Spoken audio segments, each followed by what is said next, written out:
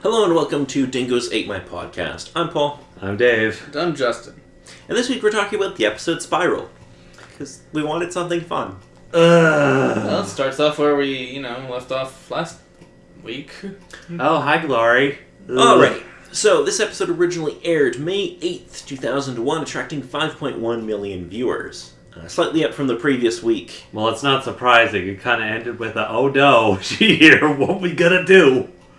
We're also approaching the end of the season, so I guess people want to see where it's going. Yeah. Yes, so after this we'll have 2 more episodes to go, and we will talk about them in a little bit. But this episode starts with Glory now possessing knowledge that Dawn is the key. Buffy and Dawn run for their lives, escaping thanks to Willow's magic, and a large semi-truck slamming into Glory out in the street, causing her to transform into Ben. But no one saw that, so moving on. Yeah, nobody saw Ben's cross-dressing. Yeah. Which is Like, that's weird, the craziest thing in the show. Which is unfortunate. The gang gathers in Xander's apartment to discuss possible plans of action. Buffy surprises everyone by proclaiming that they will never be able to defeat Glory and that they must leave town in order to stay alive. Spike solves their transportation problem by procuring a large, sun-protected Winnebago. It's so good because he's got like the tinfoil up so he can drive. Yeah, so that the sun doesn't hit him. He's got the He's got goggles shades. on. Yeah. They're not shades, they're fucking goggles. Yeah, Okay. it needs to protect them eyes. They're like welding goggles or something. Yeah, pretty much. Yeah, it's so good. They're also the cheap ones, though. Like, you think you'd be safe with welding with those puppies on? Your eyes will be fine, your face isn't. Okay. And Buffy allows him to accompany them. Though Giles and Xander are anything but pleased by this decision, Buffy informs them that she and Spike are the only ones who stand a chance protecting Dawn in the event that Glory catches up to them. It makes it very clear that the subject is not open for discussion. Yeah. Ben talks to one of Glory's minions, revealing that he is just a human body encasing Glory's god form. The Knights of Byzantine retrieve their crazy member, Orlando, from the hospital, who babbles that the key is a shiny girl, prompting the Knights' leaders to realize that the key is in the Slayer's sister. Giles, driving the RV, talks with a motion-sick Xander about Buffy's state of mind. And Xander being motion-sick is just perfect. I'm surprised he didn't bother to hurl his cookies at any point during the ride. Because of course Xander would get motion sickness in a car. It's Xander. Why were we even surprised?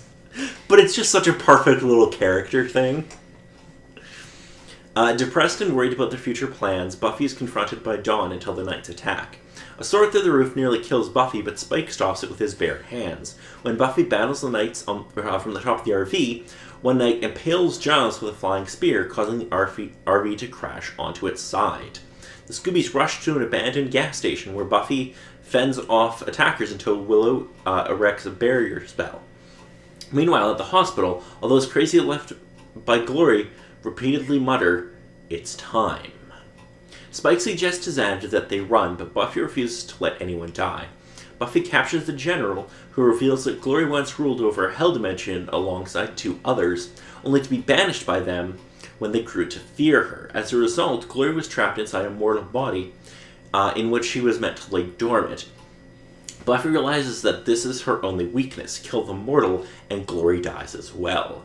Meanwhile, the General explains that Glory's mortal host has never been found. He also reveals that Dawn was created to open up the gateway between dimensions, and Glory intends to use his power to return to her own dimension. However, this will also dissolve the boundaries between dimensions and destroy all of them. Buffy promises Dawn that she'll protect her. Realizing that Giles is seriously injured, Buffy arranges a deal with the Knights to allow Ben to safely pass. He stabilizes Giles and is then left alone with the General, who suspects that Ben is an outsider and tempts him with the idea of killing Dawn. Ben realizes that Glory is about to take over his body and he tries to leave, but before he can get outside the force field, Glory comes forth. Glory kills General Gregor, fights off the Scooby Gang to take Dawn, and bursts through the force field. By the time Willow releases the field, Glory has disposed of all the Knights and disappeared with Dawn. Knowing that they have to move fast, everyone heads for Ben's car to chase after Glory. Buffy, however, was left emotionally shattered after going through so much to protect Dawn, only to lose her to glory and collapses to the ground. And that's how Spiral ends. Happy times! Yep. Yeah, no. No. All the no. Yeah. So, you remember when I said it wasn't going to get happy? It's not going to get happy. There was some action. There were some interesting little moments, but yeah, no. Everything is not okay. Dawn is gone. Glory has the key.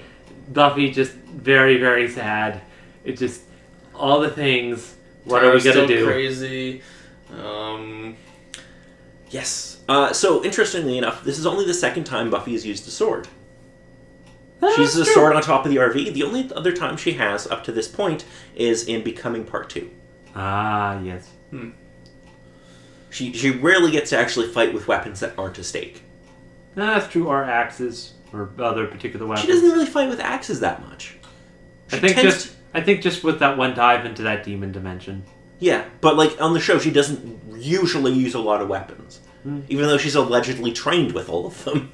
So I don't know why she doesn't constantly carry a sword. Yeah, she should... It might be a little hard to conceal. She can carry a with an dagger. RPG. That would be better, but again, concern of trying to conceal it and the authorities getting on her case about it. That would be easy. Just have her carry like a big purse. She could easily put it like even like some of those big motherfucking purses. You could put a dagger in there. Stab a motherfucker in the head if they get lippy. Maybe that's just... That's just you, Paul. That's not within the code of the Slayer. No, okay. Bullshit. She kills humans in this. Yeah, Well, She straight up murders people. Yeah, When there are straight up defending humans that she's herself killing. and that sort of stuff, yes. Yeah. Anyway. So, what did you guys think of this episode? It was definitely action-packed with a couple particular moments, but oh man, all the things and concern for people's well-beings. Also, Dawn, thank you so much for bringing up that wonderful note. What? It just could be. It could get any worse. Arrow through the wall. Well, now you had to go and say it. Jigs. Don't aim for the horses. Aim for the horses. That's such a good moment. Willow's like, don't aim for the horsies. Buffy's like, don't worry, we won't. Aim for the horsies. It's so good. Also, horses were actually in this episode. Sadly, not unicorns. From what we supposedly noticed, or I tried to notice, none of them had horns, sadly. Well, yeah, no. Why would they be unicorns? Yeah, Discussion from last week. I know. Yeah, but like the knights don't use anything supernatural. I suppose. Not really. Alrighty. So, if neither of you have anything to add or any questions about what we're getting into, let's talk about next week. So, next week we'll be talking about the episode The Weight of the World. Only a better title than Spiral. It's a pretty good title. Yeah, that's... Yeah, it is. Willow tries to reach Buffy, who's been rendered catatonic by Dawn's abduction by Glory. Meanwhile, Glory has her own problems as the line between herself and Ben gets thinner, causing her to start feeling human emotions. Oh boy. So, most of that stuff that she typically kind of did was just sort of her demon form, being playful and other sort of discussion things. But now, most likely, that's actually under human emotions now? Yeah. Oh, jeez. It's going to be interesting. Okay, then. And the only support she's supposedly going to have is Dawn. So, that's only going to be good things, I'm sure. Ugh. Alrighty, also, quickly, the music in this episode is all original score by Thomas Wanker. There's no licensed music again. And for international titles, in French, The Spiral. And in German, On the Run. That's apt. They could have had some opportunities for music while they were driving. Yeah. Maybe. Yeah, I mean... Like, wouldn't be a center focus or anything.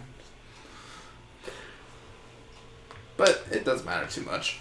I guess. I mean, yeah. I actually quite like the score in this, so I really kind of wouldn't want it changed. Mm. And they're not going to be using any more licensed music this season. Yeah, It's all going to be original for the remaining episodes. Yeah, to finish up the season. Well, normally they do kind of use like a more well-known song near the end of the season. They've done that the last couple of years. Because they used, oh shit, I can't remember the song. But there's one where they actually used like a Celine Dion song or something. Because they were like, let's save money for a couple episodes so we could afford the licensing. Anyway, I'm sure the season will end very well, and it won't be depressing.